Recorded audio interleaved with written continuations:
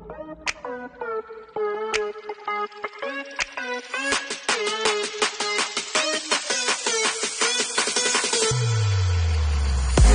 afternoon, everyone, and welcome back to another episode of Heisman Talk, your number one source of college football news on YouTube. I'm here, Nate Dogg, with my co-host, Devonair D. Jackson. D, how are you doing today? I'm doing good, Nate. I'm glad to be back, man. I'm excited.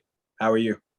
It's going pretty good. I'm looking forward to the college football season upon us in about a month and a half. So we're getting closer. But there's been a lot of movement going on in the off season. But before we get to that, I kind of want to talk about something that has been brought to our attention within the last couple of days, and that is the college football playoff expansion. And D, we've been talking about this for the past couple of years. Every year it seems like the top four teams, there's always a 5 or 6 seed always left out that people are questioning whether they should have been in or out. This playoff expansion could help. D, what are your thoughts? Well, first of all, they're going to have to expand those helmets behind you because there are only 4 behind you. So, expand that. But yeah, I think it's exciting to think about. I think with having 12 teams, you have a lot of chances to have some intriguing matchups. Everybody talks about the teams that get left out, like you just mentioned. You got the 5th team, the 6th team. You have a team like Georgia that played a tough schedule, loses 3 games or loses 2 games, and they're not able to get in. But now they're able to get in, and you have teams that aren't considered in the Power 5. Able to actually be able to play for something now. And I think that, that's all everybody wants is, I guess a level of fairness, they would say.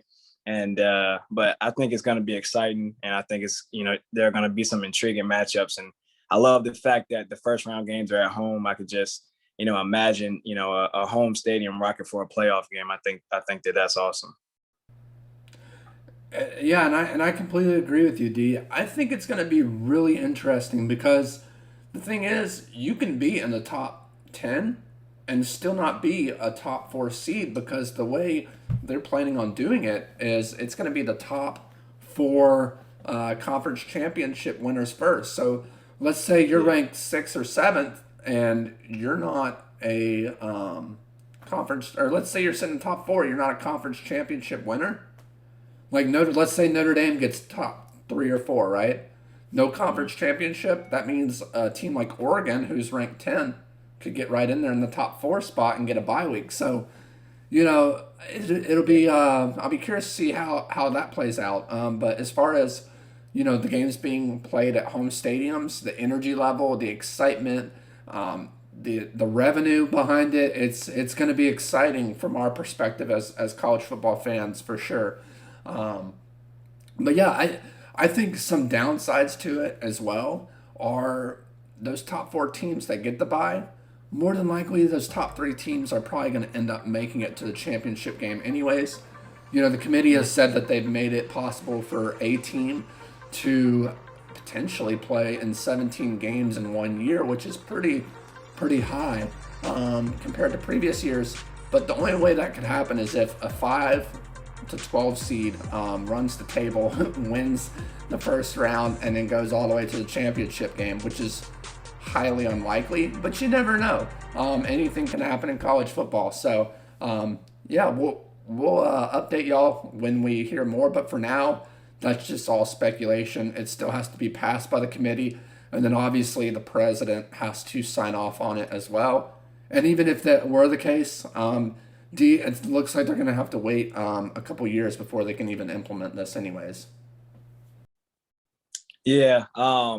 It's going to be exciting to see if they actually, go through with it. And like you said, it's going to take a few years for them to actually implement it, but still, I'm excited to see, college football kind of expanding, and, most sports have a playoff, and now, they have a 14 playoff in college football, but now expanding it's going to allow for more teams to have opportunities to play for something opposed to just playing for a bowl game. They actually get to have the opportunity to play for a championship. So I think, I think it'll be a good thing, definitely. Absolutely. And while we're on the subject of playoffs, D, we've had quite a few players move around the country in hopes of becoming a part of one of those playoff teams. People who aren't happy with where they're currently at, whether it be position ranking or winning record or coaching or whatever the case may be. We've got one of the most unique years in college football in terms of the transfer portal and how popular it's become, and also with the NCAA obviously passing the 1 year eligible immediately eligible player rule, and a lot of those guys have taken advantage of it. But today we're going to talk about our top four. So D will have two, and I'll have two. D, who is your first biggest transfer this offseason in 2021? There are a lot of talented guys, man. Like you were saying, a lot of talented transfers. I know coaches really, some of them like the transfer portal, some of them, don't. My number one guy for the transfer out of the transfer portal this year is Henry To'o from Tennessee, transferring to Alabama. And this guy, he's just exceptional, like speed, sideline to sideline speed, tackling ability, he's just an all-around playmaker, man. And he's just, I think he's going to make the Alabama defense much, much better. Especially with them losing a guy like Dylan Moses. So I think that, he'll definitely come in and contribute right away. So. Absolutely. And I mean, even with the Tennessee team who's been struggling over the past couple of years, Henry was able to make an immediate impact for the Volunteers out there in Tennessee. So his impact at Alabama, especially under Saban's defense, should surely show. So yeah, that's a great pick, D. My first pick, I was going to go with a guy who's transferring from Tennessee and Eric Gray to Oklahoma as a running back, but I've switched it up. I think I'm going to go with DeMarcus Bowman. He's a running back from Clemson transferring to Florida. And D, I tell you what, this guy was a 4 or 5 star, highly rated running back last year coming out of high school. And now he transfers to a Florida team who's really going to need to rely on a run game this year with Kyle Trask leaving. And that's why I decided to choose him, because when you're in a situation with a new quarterback, you really need to rely on others to help your offense succeed and not put so much pressure on a new quarterback. So that's why I went with DeMarcus Bowman out of Florida. Yeah, man, definitely strong choice. He's a 5-star, running back coming out of high school. So, really didn't get the time that he, I guess wanted at Clemson. And so going to Florida, I think he's going to do really, really well there. Absolutely. And just to add, D, this is a kid who signed his letter of intent before even visiting the campus, and maybe that had something to do with it. In such an odd year, he was only at Clemson for about 2 or 3 months, so we don't really know what happened or what transpired, but Florida's definitely getting a key player this year. So, D, who is your second top transfer? My second guy, man, I got to go with the guy who transferred twice in a matter of 4 months or so, Arik Gilbert. That guy is just uber athletic, man. Can really, really run routes at with a 6'6" frame. It's crazy how athletic the guy is and how fast he is and strong and how strong his hands are. And he's an automatic weapon. He's transferring, like I said, from LSU to Florida. Now he's going to the University of Georgia, and he's enrolled at the University of Georgia. And, you can flip on the TV and, the tape and watch this guy. He's been phenomenal since high school. He was phenomenal at LSU. And I think he'll be phenomenal at Georgia. Yeah, and that's a great pick, D.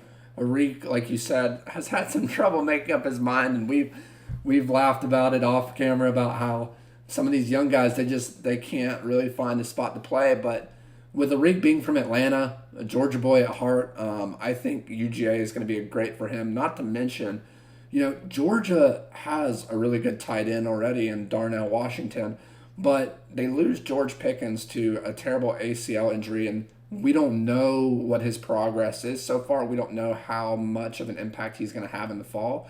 So to bring in a guy like Arik who can line up outside as a wide receiver or be a part of your key tight end core, Georgia's going to have a great offense this year, and Arik's just going to add to it and allow Darnell and a few other guys to be wide open as well.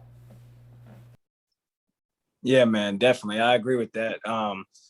They LSU, split Arik out a lot last year. And so, with him splitting out or playing in the slot, he's basically like a tight end slash receiver. So, I mean, he's gonna, come in and not necessarily replace Pickens, but he's gonna be able to pick up, where Pickens, left off last season with Pickens, being injured. So Absolutely, absolutely. And so my second transfer is actually a player who had a devastating injury and was able to come back and somehow play football, and that is McKenzie Milton. He's transferring from UCF to Florida State, and this is kind of an interesting pick for me because kind of rolling the dice on this guy. We saw what he did before his devastating leg injury 2 years ago, and he was able to lead UCF to an undefeated 17-0 season a few years back. Got injured, and now he's returning. And under Mike Norvell's offense, I think this kid has the potential to be really successful as long as his leg stays strong and healthy. I know I'm really rooting for this guy, and I hope to see him lead Florida State to maybe their first conference championship in a few years in the ACC, especially with Mike Norvell at the lead of the Florida State Seminoles. D, what are your thoughts? yeah, I'm a fan of McKenzie Milton. I don't know about leading them to the ACC championship because you got that team, that's up there behind your head, Clemson. It'll be tough to knock them off, but he's a good quarterback, and I think he threw for like 2,000 yards that last year at UCF, or close to 2,000 yards. Before he got injured, and so I think Mike Norvell is doing a great thing of trying to change that culture. And one thing, in order to change that culture, you need to have a talented quarterback. So having McKenzie Milton come in, I think is going to be a great addition. We shall see. And D, there's a lot of other transfers that were on our list, and maybe we'll get the chance to talk about them later this season. But until then, be sure to subscribe down below, give this video a big thumbs up, and we'll see you next week. This is Nate Dogg and D signing off.